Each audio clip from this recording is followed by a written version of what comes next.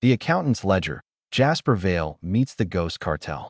Jasper Vale preferred numbers to people because numbers never lied. Every evening, he walked the same 6 blocks from the Midtown Tower to the subway, earbuds in, spreadsheets glowing on his phone. On the last Thursday of March, the air smelled of wet concrete and burnt sugar from a food truck that should have closed hours ago. He noticed the smell only because that night the numbers on his screen refused to add up. For 3 years, Jasper had balanced the books for Halcyon Holdings, a shell within a shell within a shell that owned laundromats, parking garages, and a small chain of pet spas. The pets paid better than the parking, which made no sense until he dug deeper and found columns labeled grooming that moved exactly $50,000 every Tuesday night. The transfers always landed in an account registered to a defunct kennel in a town that no longer existed on any map he could find. Jasper's first instinct was to blame a clerical ghost, the kind of error that evaporates once you highlight the right cell. But the ghost had fingerprints. Each payment paired with a mileage log for a van that never left the depot, a van whose license plate came back to a bulldozed lot in Detroit. He cross-checked fuel receipts and found gallons purchased for a vehicle that possessed no engine. Someone was laundering money through imaginary dogs. He stayed late, sipping cold coffee, unaware that the office lights above him dimmed in a pattern that matched the cadence of the transfers. When the clock hit 11, the elevator dinged once, though no one stepped out.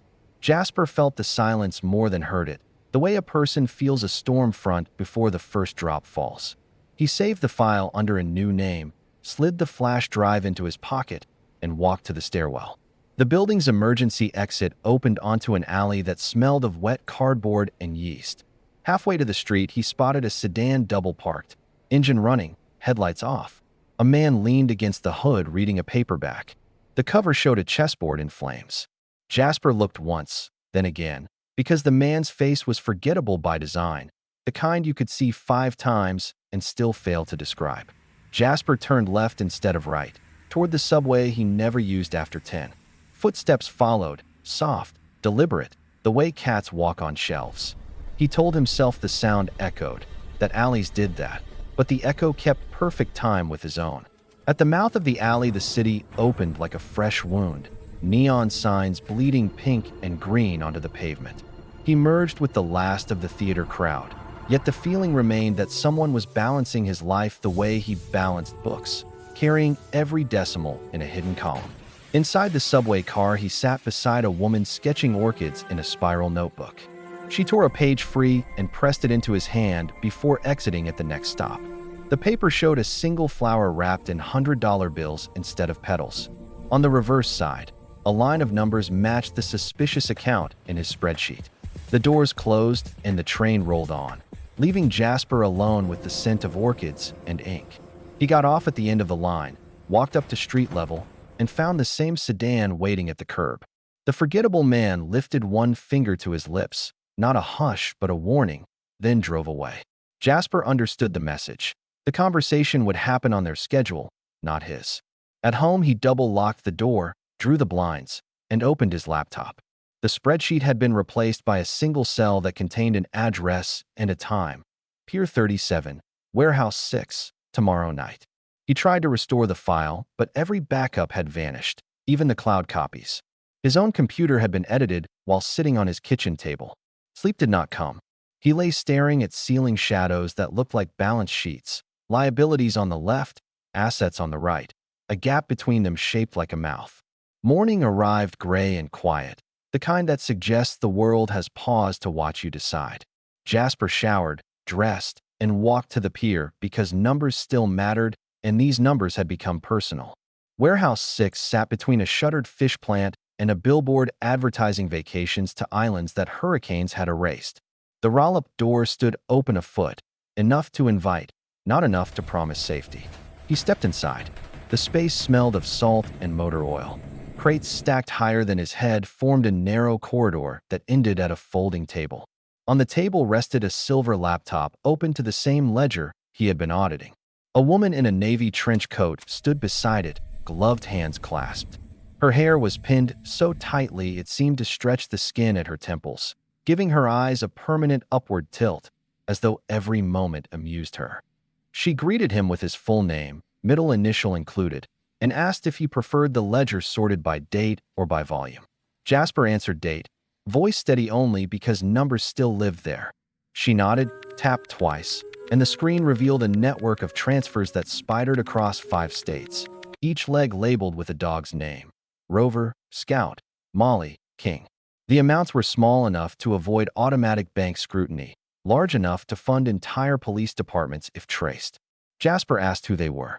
She said they were the Ghost Cartel, guardians of the corridor between what people buy and what people pretend they never wanted.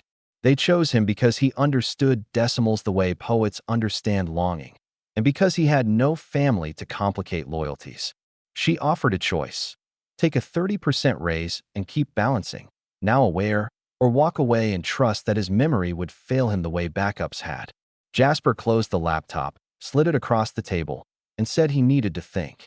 She smiled as if he had told a joke in a language she had invented. Outside, the fog had thickened into a wall that swallowed the harbor. He walked home counting steps, measuring distance the way accountants measure life, knowing every sum must eventually reconcile. The orchid paper remained in his pocket, ink beginning to smear from the heat of his hand. He unfolded it once, twice, then let the wind take it into the water where paper becomes pulp and numbers return to trees. That night he opened a new spreadsheet, titled it Neutral Ground, and began listing every name he could remember from the warehouse, not to accuse, not yet, but to see if names behaved like numbers and revealed their hidden relationships when lined up just so. Somewhere in the city, a van engine started, though the vehicle had no scheduled route, and a line of imaginary dogs barked once, twice, then fell silent as money changed leashes. The trucker's cargo, Luna Ortiz, drives into the skin market. Luna Ortiz kept 2 pictures taped to the dashboard of her rig. One of her daughter drawing sons on the driveway with pink chalk, the other of the same child asleep in a hospital gown the color of weak tea. The second photo carried a date written in Sharpie, the night Luna became a long-haul driver instead of a diner cook, because hospitals billed more per hour than diners paid per week. She hauled frozen shrimp, engine parts, once a load of church pews that smelled of pine and guilt. She never asked what floated beneath the ice, what sat inside the crates, because questions weighed more than diesel. On the first Monday of April, she accepted a pickup from a broker who spoke in fractions, offering 7/8 of the usual rate for a nonstop run from Jacksonville to Denver. The cargo was listed as mannequins, 46 pallets, no temperature control needed. She laughed at the idea of mute plastic people riding shotgun across America, but the laugh came out brittle, like glass left in winter. She signed, took the manifest, and backed her truck into Bay 12 of a warehouse that had no name on the map, only coordinates. The loading crew worked under amber lights that made every face look jaundiced. They moved quickly, stacking boxes labeled display models, yet emitting a faint smell of antiseptic and cotton candy. Luna helped strap the load, feeling the cartons settle with the softness of skin rather than the rigidity of plastic. She told herself imagination played tricks on long empty nights. She rolled out at dusk, radio crackling with weather alerts for storms she would outrun. Miles peeled away like old paint. At a truck stop outside Tulsa, she bought coffee bitter enough to erase the candy scent. A lot lizard approached, thin in a way that suggested hunger rather than fashion, and asked if Luna needed company. Luna declined, noting the girl's arms bore bruises shaped like thumbprints. The girl whispered that some cargo talks when the highway turns quiet, then walked away dragging a backpack that seemed too heavy for her frame. Back on the road, Luna hit a stretch of construction, single lane, flares flickering like warning heartbeats. She eased into the convoy, trucks crawling, asphalt grinding beneath tires. A pickup pulled alongside, modified with blackout windows and a cattle guard that looked recently bloodied. The passenger window slid down, revealing a man wearing a surgical mask decorated with smiling yellow faces. He held a phone toward her, screen displaying a live feed of her own trailer interior. The camera angle came from inside the boxes, as if the mannequins had eyes. The masked man gestured, 2 fingers pointing at his eyes, then at her, a pantomime both childish and terrifying. Luna's foot hovered over the brake, but the pickup surged ahead and vanished into the dust of detour gravel. She tried to radio for help, but every channel carried only static layered with distant breathing. She told herself the feed had been pre-recorded, a prank played by bored kids who haunted CB waves. Still, she pulled off at the next way station, flashed her license, and asked for inspection. The officer, a woman named Harris with tired kindness, walked the trailer perimeter, tapping sides, reading seals. Everything appeared standard, yet when Harris opened one carton, the smell of formaldehyde floated out like escaping ghosts. Inside lay silicone torsos, featureless, nippleless, but warm to the touch as if recently alive. Harris noted the temp with a frown, closed the box, and told Luna to keep moving. That paperwork trumped instinct at this hour. Luna climbed back into the cab, palms slick. She phoned the broker, got voicemail that spoke in monotone. Route unchanged, delivery window non-negotiable, bonus promised, if early. The word bonus felt heavier than the entire load, a coin pressed against her daughter's future. She drove, mile marker after mile marker, each green sign a bead on a rosary of asphalt. Near Kansas City, fatigue pulled at her eyelids. She parked at a 24-hour diner whose neon sign promised eggs and grace.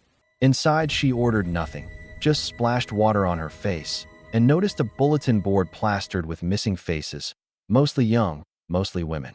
One photo showed the lot lizard from Tulsa, eyes bright beneath a headline offering reward. Luna's stomach folded inward. A man in a denim jacket sat 2 stools away, eating apple pie with no fork, using fingers that ended in neat half-moons of dried glue. He spoke without looking at her, voice low, almost friendly.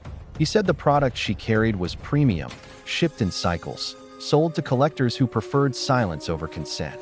He called it the skin market, where touch is currency and memory is erased with bleach. He warned that deviation from route would cost more than money. It would cost skin, maybe hers, maybe her daughter's. Luna asked what he wanted. He slid a keycard across the counter, white, unmarked, and said the buyers in Denver had changed venue. New coordinates uploaded to her GPS if she inserted the card. He finished his pie, licked each finger slowly, then left, humming a lullaby Luna's mother used to sing in Spanish. She returned to the rig, keycard burning in her pocket like a coal. She started the engine, watched the diner lights shrink in her mirror, then pulled onto the shoulder before merging.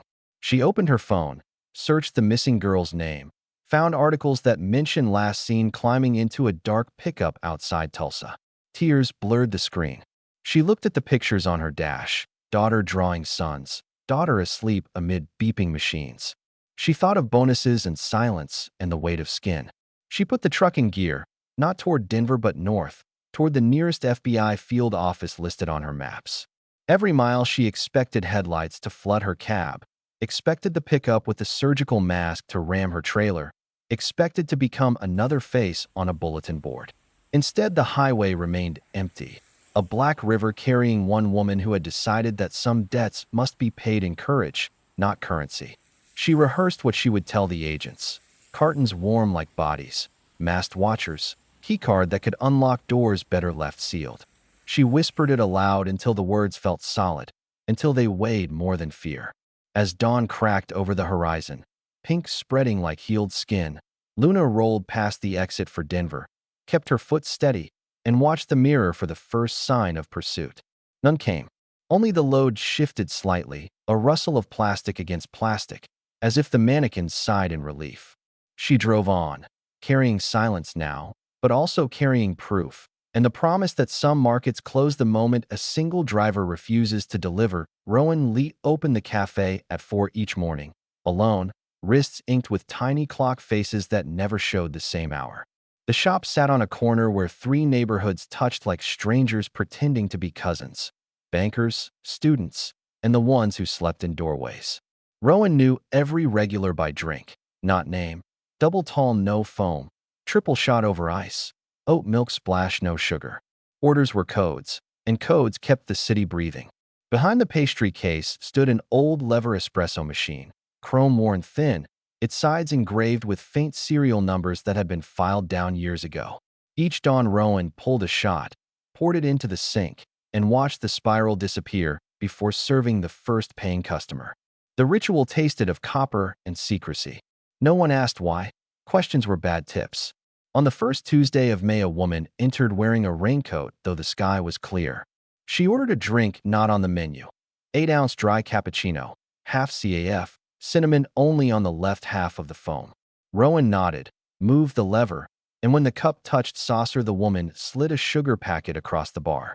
The packet had been opened, resealed with tape, and inside lay a single brass button etched with a chess knight. Rowan palmed the button, tipped the woman with a gesture that looked like thanks, then served the next customer.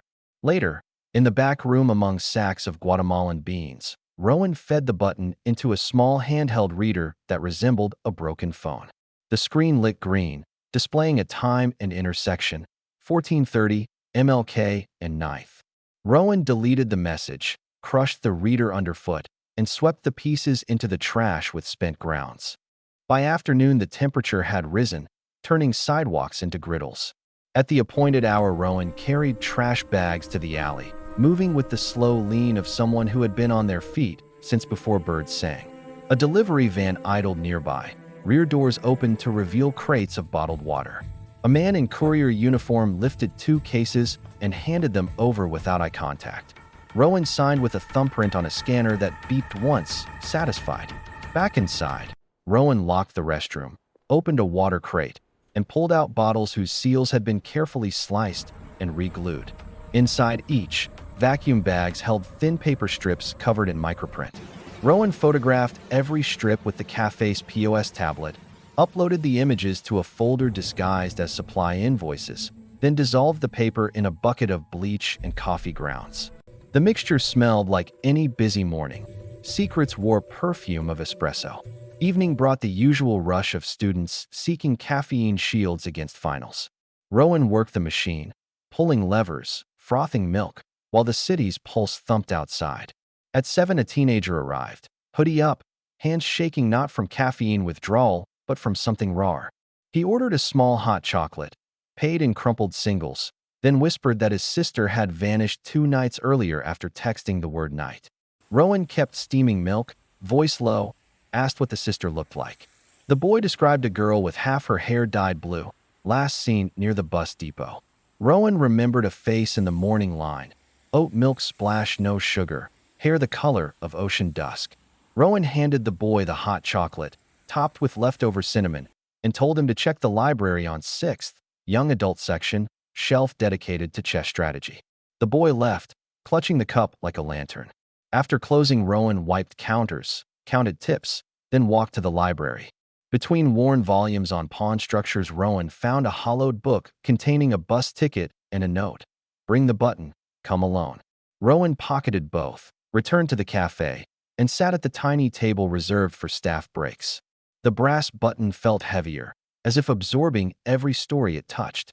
At midnight, Rowan boarded the night bus, route ending at the Riverfront Industrial Park where streetlights flickered like dying stars. Warehouses loomed, windows painted black. Inside one, strings of bare bulbs hung over a circle of folding chairs occupied by people wearing ordinary clothes but breathing like actors waiting for curtain.